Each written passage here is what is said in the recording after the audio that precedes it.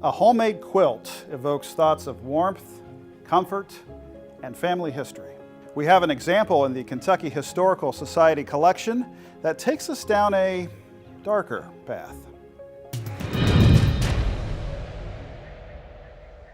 This is a handmade quilt. It is made of cotton and calico fabrics. It was made by Elizabeth Roseberry Mitchell in 1843. And what this quilt depicts is a basic quilt design, but if you look around the perimeter of the quilt, you're gonna see coffins.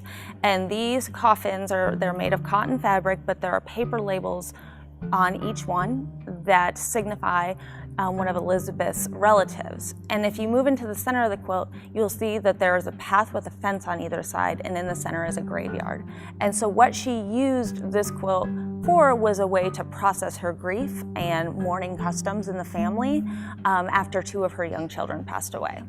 But the piece is a great example of 19th century mourning customs tradition, acknowledging death and mortality and how real it was to these people. It wasn't going to a funeral home, and that death to a certain extent now is disconnected from home. But for Elizabeth, this is something she's experiencing. She's seen two of her children pass away, and this quilt is an outlet for her to memorialize her children and also to acknowledge her own mortality.